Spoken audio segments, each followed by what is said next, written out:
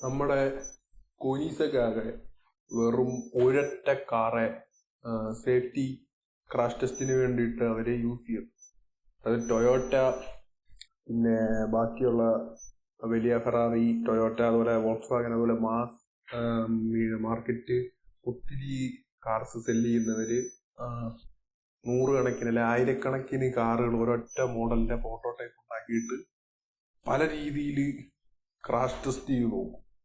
പക്ഷേ ഈ കോനീസക്കാകെ ഒരൊറ്റ കാറ് മാത്രമേ അവർ ക്രാഷ് ടെസ്റ്റിന് വേണ്ടിയിട്ട് യൂസ് ചെയ്തു. ഇതിന്റെ കാരണം എന്താണെന്ന് ചോദിച്ചാൽ, അവർക്ക് വർഷത്തിലാകെ 44 കാറുകൾ മാത്രമേ അവരുണ്ടാക്കൂ. ഫെറാറിയുടെ തൊട്ട് ആയിരക്കണക്കിന് കാറുകൾ, നൂറുകണക്കിന് മാസം അവരുണ്ടാക്കുന്നില്ല. അൾട്രാ റെയർ ആയിട്ടുള്ള ഹൈപ്പർ കാറുകളാണ് കോനിസ് ഉണ്ടാക്കുന്നത്. അപ്പം സേഫ്റ്റി ടെസ്റ്റുകൾക്ക് വേണ്ടിയിട്ട് അവരുടെ ഒരു കാറ് അല്ലെങ്കിൽ ഒരു 10 കാറ് നശിപ്പിച്ചാൽ തന്നെ $1 മില്യൺ നഷ്ടം അവർക്കുണ്ടാകുന്നു. കാരണം ഫുള്ള് കാർബൺ ഫൈബർ, അതേപോലെ ഹൈ പെർഫോമൻസ് 1600+ ഹോഴ്സ് പവർ ഉള്ള കാറുകളാണ് അവര് കോനീസെക്കിൽ യൂസ് ചെയ്യുന്നത്.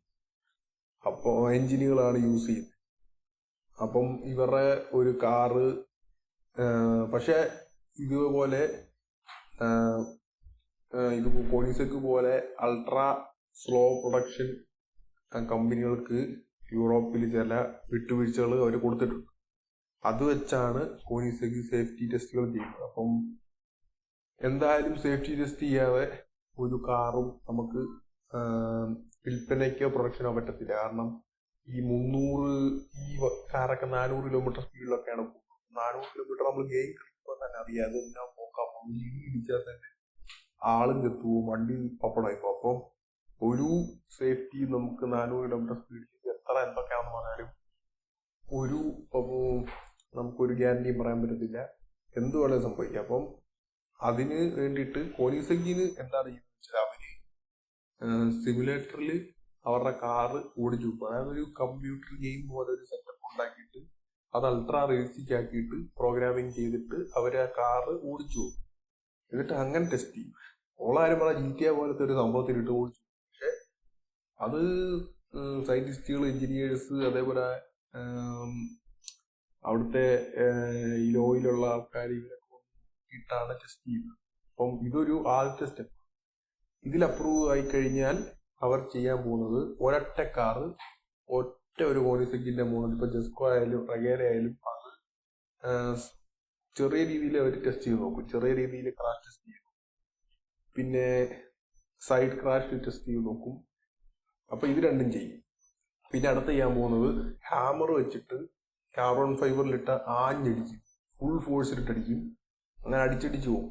ഇങ്ങനെ ചെറിയ ചെറിയ കുറച്ച് കാര്യങ്ങളൊക്കെ ചെയ്തിട്ട് വണ്ടിയുടെ ഡ്യൂറബിലിറ്റിയും സേഫ്റ്റിയും ഒക്കെ അവരങ്ങനെ ടെസ്റ്റ് ചെയ്യുന്നു.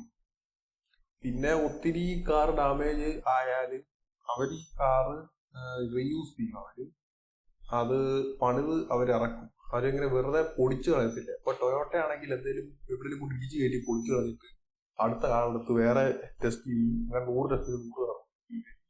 ഈ പൊളിഞ്ഞു പോയ കാറ് തന്നെ റിപ്പയർ ചെയ്തിട്ട് അവരിടും. അപ്പം ഇങ്ങനെയാണ് കോനീസെക്ക് സേഫ്റ്റി ടെസ്റ്റുകൾ, ക്രാഷ് ടെസ്റ്റുകളൊക്കെ ചെയ്യുന്നത്. പിന്നെ അതേപോലെ തന്നെ ഇത്ര ലോ പ്രൊഡക്ഷൻ കാറുകൾക്ക് എമിഷന്റെ വിട്ടുവീഴ്ചകൾ, അതേപോലെ പല കാര്യങ്ങളിലും വിട്ടുവീഴ്ചകളുണ്ട്. അപ്പം കോനീസെക്ക് എന്ന് പറഞ്ഞാൽ ഒരു പ്രൈവറ്റ് കമ്പനിയാണ്, ഓപ്പൺലി ട്രേഡഡ് ആയിട്ടുള്ള ഒരു കമ്പനിയല്ല. അപ്പൊ അവരുടെ നെറ്റ്വർത്ത് തീരെ കുറവാണ്. ഇപ്പൊ വേറെ വലിയ വോക്സ് വാഗൻ ഗ്രൂപ്പും ഫെറാറി ഇതൊക്കെ എന്ന് പറഞ്ഞാൽ പബ്ലിക്കലി ട്രേഡഡ് ആണ്. അത് ഇൻവെസ്റ്റേഴ്സ് ഉണ്ട്. അതുകൊണ്ട് തന്നെ 60, 70, 50 ബില്യൺ ഒക്കെയാണ് ഇവരുടെ ആസ്തി എന്ന് പറഞ്ഞത്. പക്ഷെ തീരുമാനങ്ങൾ എടുക്കുമ്പം ഇൻവെസ്റ്റ് ചെയ്തവര് ഇതിൽ കൈകടത്തും, പല കാര്യങ്ങൾ ചെയ്യും. അപ്പൊ ഒന്നും ചെയ്യാൻ പറ്റത്തില്ല.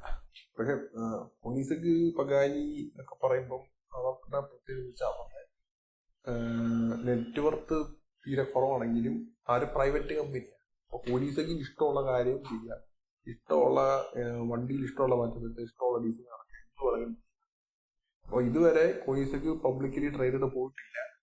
ഇതുവരെ പോവുകയാണെങ്കിൽ ഗ്ലോബലി അത് വലിയൊരു ഹൈപ്പർ കാർ വലിയ BMW, ഔഡി, ലംബോർഗിനിയൊക്കെ പോലെ വലിയൊരു ഹൗസ് ഹോൾഡ് നെയിം അല്ലെങ്കിൽ വലിയൊരു ബ്രാൻഡാണ്. നിലവിൽ കുയിസുക്കി, പഗാനി ഇതൊക്കെ ചെറിയ ബ്രാൻഡുകളാണ്.